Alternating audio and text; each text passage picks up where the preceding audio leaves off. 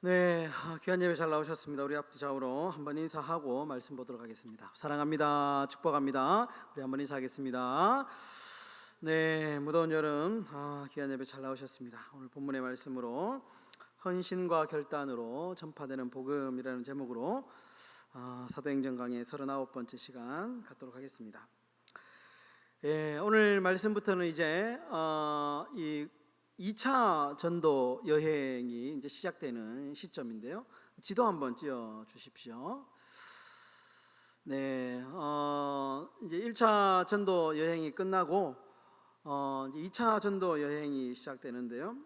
1차 전도 여행에 비하면 굉장히 넓은 지역으로 이렇게 다녀온 것을 알 수가 있습니다. 나중에 이제 이 2차 전도 여행 지도를 좀 이렇게 보면서 우리가 말씀을 좀 봐야 되는데요. 1차 전도 여행 지역은 육지를 중심으로, 그죠? 원래 육지를 중심으로 이렇게 이제 시작이 되었다면 2차 전도 여행은 이 안디옥을 중심으로 해서 육지를 통해서 이 마게도냐까지 저 위에 유럽 땅까지 마게도냐, 빌립보, 잘 아시는 대로 빌립보까지 가는 어떤 계기가 되죠. 그러면서 이렇게 내려오는데요.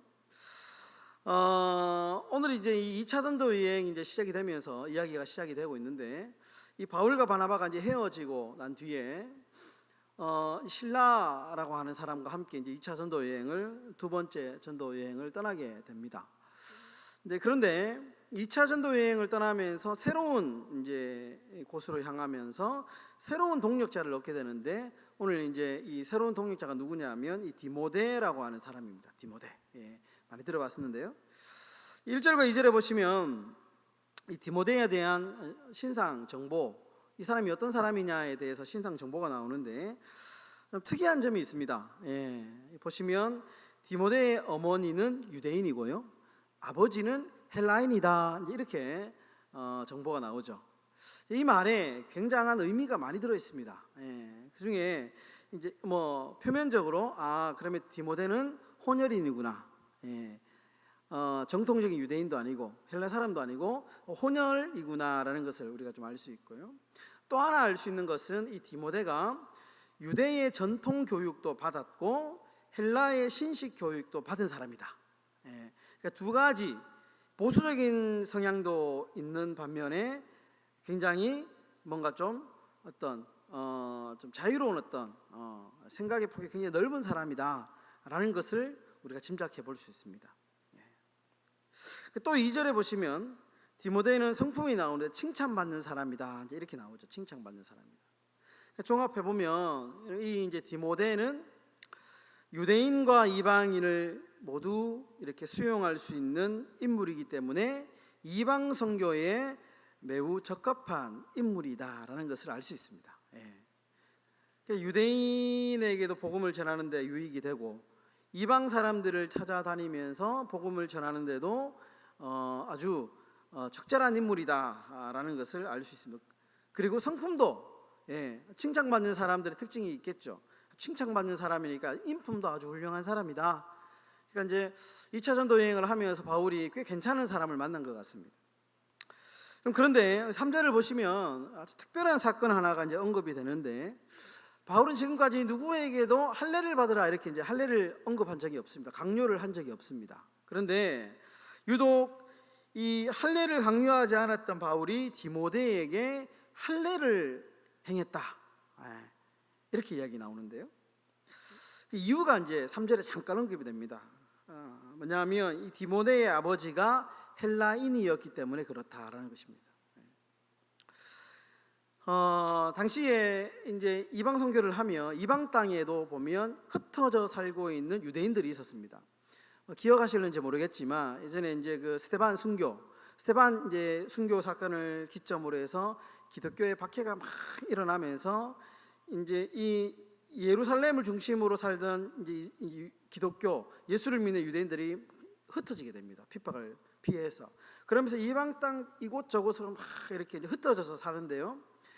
이제 흩어져서 살던 유대인들이 유대인의 정체성을 지키기 위해서 두 가지를 반드시 했는데, 반드시 회당을 만들었습니다. 아무리 이방 땅에 있다 할지라도 그 이방 땅에 유대인 공동체가 세워지고 반드시 회당을 만들어서 그곳에서 이제 유대인 중심의 교육을 했던 것이고, 두 번째가 반드시 할례를 행했습니다. 그러니까 자신의 정체성을 지키기 위해서 반드시 회당을 짓고 그리고 육체의 할례를 행하면서 자신의 정체성을 놓치지 이제 않았던 것이 이 디아스포라 유대인, 흩어져 이방 땅에 살고 있었던 유대인들의 특징입니다. 근데 이 유대인들이 디모데를 봤을 때 약간 좀 마음이 불편한 거예요. 그렇겠죠. 혼혈일인데, 근데 사람이 어떤 성향을 가지고 있는지 좀 이렇게 알지 못하는 상황에서 회당에 들어와서 복음을 전하기 위해서는 반드시 할례를 받아야 됐습니다. 할례가 있어야 됩니다. 그런데 이제 디모데가 아버지가 헬라인이니까 이제 할례를 받지 않았던 거죠. 그러니까 이제 바울이 디모데에게 이런 유대인들의 어떤 조금 반발이 있었기 때문에 디모데에게 할례를 이렇게 권유를 하게 됩니다. 여기서 한번 생각해 봐야 될 것이 뭐냐 하면, 여러분, 이 디모데의 입장에서 우리가 한번 생각을 해봐야 됩니다. 디모데의 입장에서는 할례를 받는 것이 결코 쉬운 결정이 아닙니다. 여러분, 어떤 선교사님들 이제 뭐 이게 여름 되면 단기 선교를 이제 간혹 많이 가는데요. 예전에 어떤 이제 그 오지 밀림 같은데 선교를 가신 선교사님들 뿐만 아니고 뭐 이렇게 이제 잠깐 뭐 이제 비전 트립 갔다 오는 사람들 보면 거기 가면 음식이 많이 맞지 않잖아요. 음식이 많이 있는데 거기는 막 이제 손님 왔다고 아주 귀한 굼벵이 같은 거 있잖아요. 이렇게 해가지고 살아있는 굼벵이를 막 대접한답니다. 그러니까 그걸 먹어야 되니까 그걸 이제 보는 앞에서 먹어야 되거든요. 그게 귀한 대접이니까, 예의니까. 그런데 이제 그 원주민의 입장에서는 먹어주면 저 이제 너무 좋아하죠. 그런데 이제 이 먹어야 되는 입장에서는 너무 힘든 일이잖아요. 그런 입장에서 이 디모데의 심정을 좀 우리가 이해해 볼 필요가 있습니다. 디모데의 입장에서는 할례를 받는다는 것은 정말 힘든 일이죠. 더군다나 받지 않아도 될 할례입니다. 안 받아도 됩니다. 안 받아도 되는데 그럼에도 불구하고 굉장히 어려운 선택을 지금 하고 있다는 것이죠.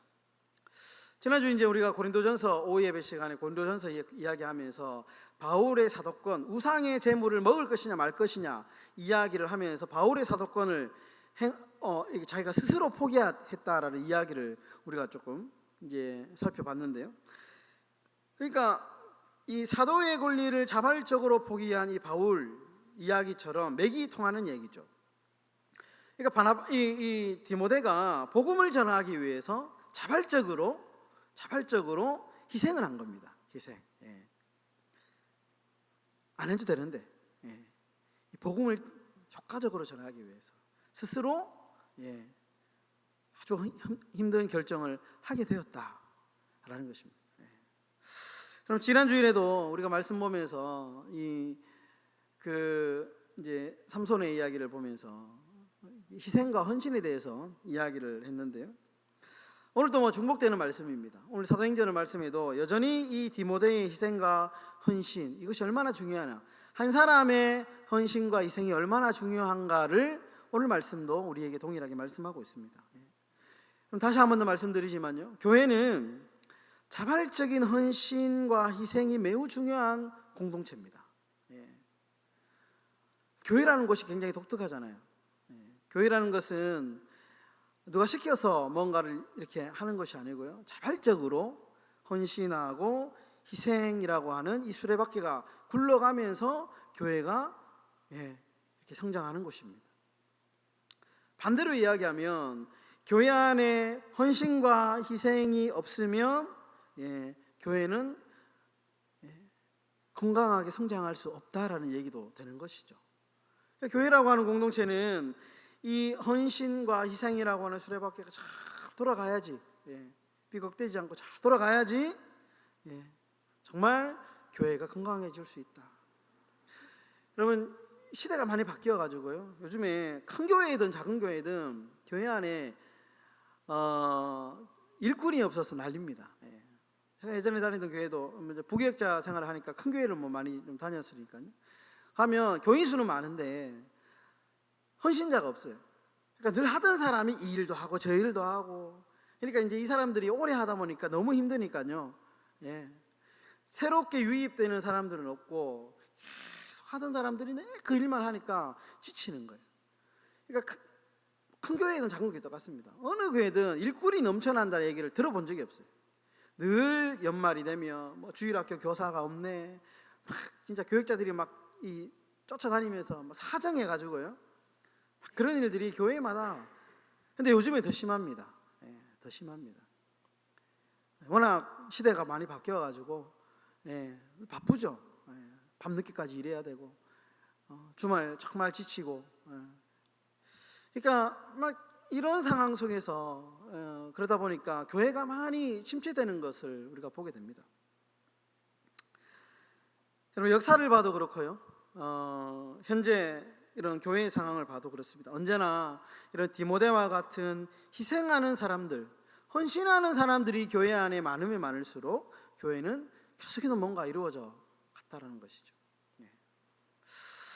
여러분, 제가 지난번에 언제 그 서서평 여자 독신 선교사님 이야기를 제가 소개해 드린 적이 있습니다. 이번에 독일 선교사님이셨는데 전라도 광주와 제주도를 중심으로 해서, 그죠? 결혼하지 않고 선교하시다가 정말 자신의 있는 모든 것을 조선인처럼 살다가 조선인의 어머니라는 이름을 가지고 이렇게 살다가 가신 분, 제가 소개를 해드린 적이 있는데, 이번에는 오늘은 이 맥켄지라는 선교사님 이름을 들어 보셨을 수도 있는데, 맥켄지라고 하는 선교사님을 제가 한번 소개해드리고 싶습니다.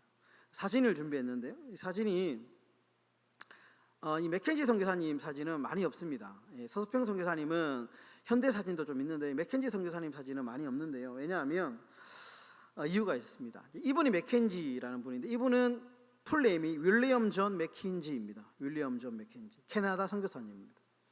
근데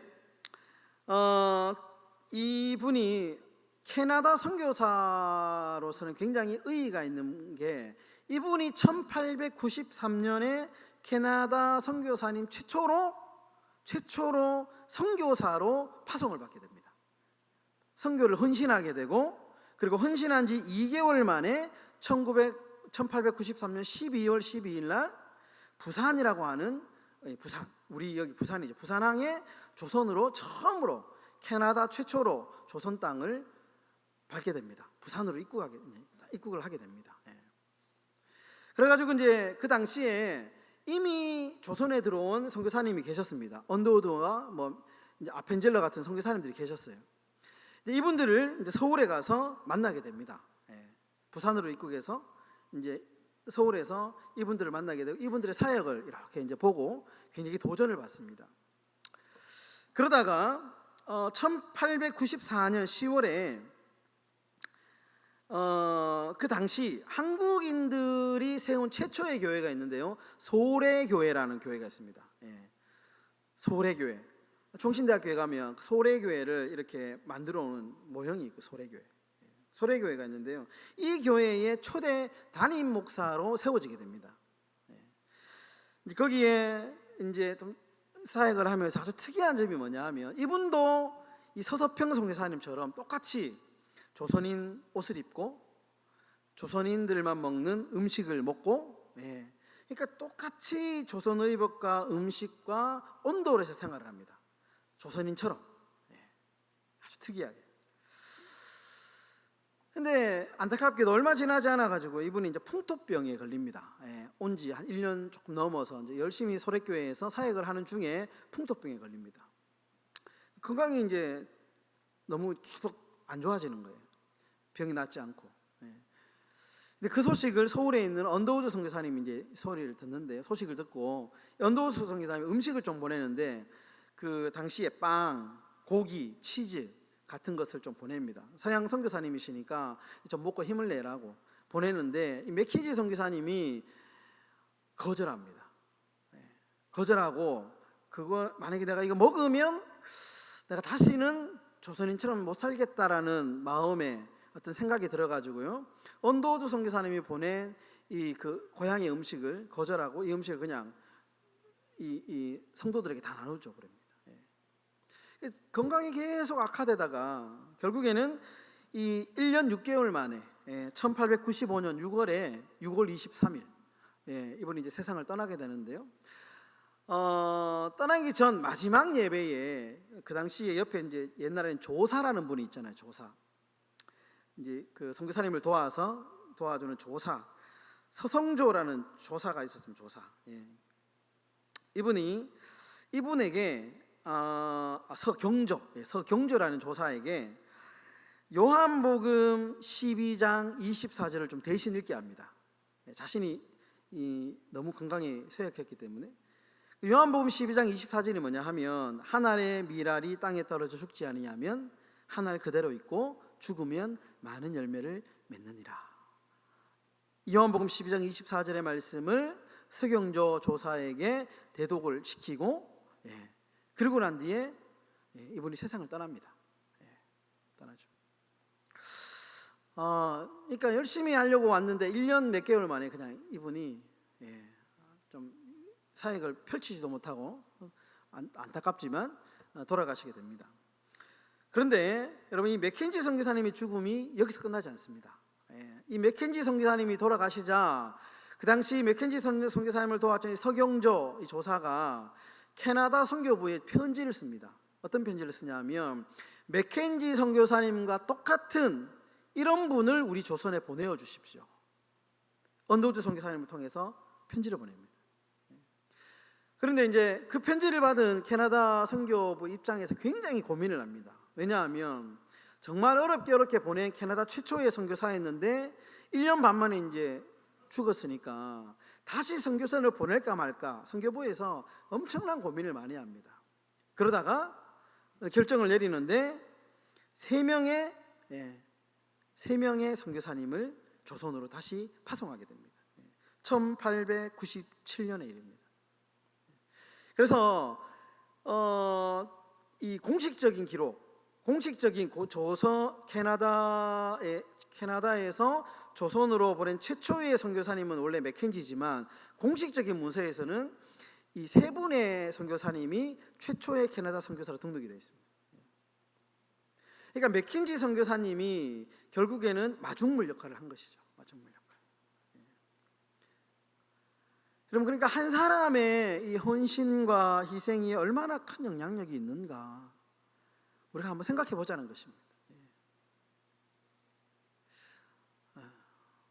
교회가 정말 이 어려운 시기 가운데 한국 교회가 계속 이렇게 지금 위축되고 한국 교회가 굉장히 지금 어려운 가운데 있습니다. 그래서 피부로 못 느끼지만 뭐 그런 통계 자료를 보면요, 통계 자료가 나오는데 보면 교세가 코로나 이후에 교회와 교인 수가 급속도로 지금 감속되고 있습니다. 굉장히 위기 상황 속에 있는데, 그런데 있는 교회마저도요, 큰 교회는 계속 켜져요. 마치 이제 이 프랜차이즈, 우리 여기 뭐 큰 대형 마트는 장사 잘 되는데 이 시장은 다 무너지는 것처럼 똑같은 현상이 교회 이 지금 생태계도 지금 똑같이 되고 있습니다. 큰 교회는 뭐 돈도 많고 뭐 인프라도 잘 되어 있으니까요, 젊은 사람들이 다 그쪽으로 가는 거예요. 가면 자녀들도 교육도 잘 되고 신앙교육도 잘 되고 체계적이고 하니까요. 근데 작은 교회들은 계속 무너지고 있어요. 헌신자들은, 사람들은 빠져나가고 일할 사람은 없고 계속 문을 닫는 교회들이 늘어나고 있다는 것이죠. 이런 상황에서 여러분, 이 헌신과 한 사람의 희생이 얼마나 중요하냐, 저는 말씀을 준비하면서 참 마음이 답답함을 느꼈습니다. 여러분, 헌신의 마음이 정말 기도하실 때 불일 듯이 좀 일어나게 해달라고 그렇게 기도하시는 저와 여러분의 삶이 되시기를 주의 이름으로 축원합니다. 짧게 마지막 한 개만 더 살펴보고 마치도록 하겠습니다. 여러분, 2차 전도 여행의 목적이 있는데요, 원래 2차 전도 여행의 목적은 뭐냐 하면 1차 전도 여행 때 갔었던 지역을 방문하는 것이 목적이었습니다. 돌아보고 조금 더 건강하게 세우는 것이 목적이었습니다. 그래서 오늘 보시면 바울이 가장 먼저 갔던 곳이 더베와 루스드라입니다. 더베와 루스드라라는 지역은 1차 전도 여행 때 바울이 갔던 곳이죠. 그런데 이제 더베와 루스드라를 육로를 통해서 방문을 하게 되는데, 근데 다행히 그 지역은 바울의 고향이 어디냐면 길리기아 다소입니다.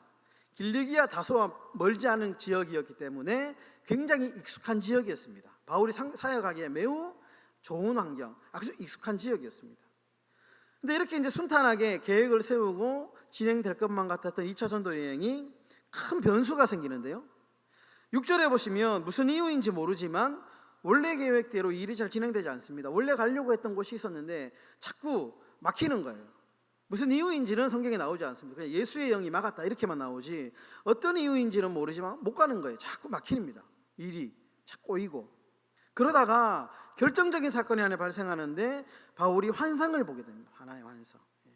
이게 환상인지 꿈인지는 알 수 없지만 그 환상 중에 마게도냐 사람이 자신을 도와달라는 이 환상을 딱 보게 됩니다. 그러면서 경로가 바뀝니다. 경로. 지도 다시 한번 더 띄워줄 수 있으면 한번 띄워주시겠어요? 지도. 경로가 바뀌는데 처음에 이거 지도가 보시면요, 잘 보이실지 모르겠지만 육로에 타고 위에서 이렇게 올라가는데 드로아에 이제 여기서 원래는 내려오려고 했습니다. 이제 빌립보로 가려고 하는 게 아니고 이렇게 내려오려고 했는데 드로아에서 환상을 보게 되죠. 마게도냐 사람이 우리를 좀 도와달라는 환상을 보면서 여기에서 배를 타고 어디로 가게 되냐 하면 이 환상을 보고 빌립보로 넘어가는 겁니다. 그러면서 우리가 알고 있는 빌립보에서 자주장사 루디아 만나게 되고 유럽의 첫 번째 교회인 빌립보 교회가 세워지게 되는 겁니다. 이렇게 연결이 되는 겁니다. 그러니까 원래는 경로가 이렇게 육지 타고 와서 1차 전도 여행했던 이제 지역을 한 번씩 이렇게 돌아와서 이렇게 짧게 딱 오려고 했는데 이 사건 때문에 더 이렇게 위로 쭉 올라가게 된 것이죠. 올라가게 된 것이죠. 경로가 완전히 바뀌게 된 것이죠. 경로가. 그러니까 자기가 익숙한 지역을 벗어나서 새로운 경로를 가게 된 것입니다. 그럼 바울의 입장에서 보면 이거는 대단한 모험이죠. 대단한 결단입니다. 쉽지 않습니다. 원래 계획이 없던 거기 때문에. 그런데 이 결단 때문에 복음이 유럽으로 확산되는 결과가 만들어지게 되고 빌립보에 교회가 세워지는 놀라운 일이 일어나게 되죠. 여러분, 사역을 하다가 보면요, 바울이 경험했던 이런 일들을 우리가 가끔 경험하게 됩니다. 사람의 계획하고 하나님의 계획이 다를 때가 있습니다. 일을 하다가 보면 분명히 이렇게 계획을 세웠는데 이렇게 할 것이라고 했는데 그렇게 안 돼요. 그렇게 안 됩니다. 원래 저도 열심히 이제 뭔가 다른 계획이 있었습니다. 정말 거의 진행이 거의 정말 세밀한 부분까지 이야기가 나올 정도로 이야기가 진행이 되고 있었는데 갑자기 일이 확 바뀌게 되고 제가 이제 이곳에 오게 된 거거든요. 그때 결단이 좀 필요했습니다. 결단. 그럼 성경은 이 결단을 매우 중요하게 생각해요. 결단. 아브라함 보시면요, 아브라함 그가 처음에 갈대아우를 떠날 때 결단하지 않습니까? 결단하죠. 삭개오 이야기 잘 아시지 않습니까? 삭개오가 결국에는 그가 자신의 삶을 터닝 포인트 할 때 결단하잖아요. 결단 때문에 그가 결국에는 하나님께 아브라함의 자손이라고 하는 그런 이야기를 듣죠. 예수님 정말 십자가의 사건 앞에서 겟세마네 동산의 기도의 결단을 하지 않습니까? 결단. 이런 말씀을 정리하겠습니다. 여러분, 위기의 시대에 정말 어지럽고 혼탁한 시대에 우리가 살고 있습니다. 교회는 점점 약해지고 교인 수는 급감하고 어느 시대보다도 헌신과 결단이 요구되는 시대에 우리가 지금 살고 있습니다. 이런 위기의 시대에 여러분, 교회는 복음을 위해서 희생하는 사람이 필요합니다. 희생. 정말 헌신하는 사람. 참 믿음의 결단이 모여서 이 위기의 한국 교회를 살려낼 수 있는 겁니다. 여러분, 믿음의 결단과 오늘 말씀 이 헌신, 결단, 이것을 통해서 정말 다시 한번 이 위기의 교회가 승리하며 우뚝 세워지는 그런 계기가 되었으면 좋겠습니다. 여러분, 하나님의 영광을 위하여 그렇게 살아가는 저와 여러분의 삶이 다 되시기를 주의 이름으로 축원합니다.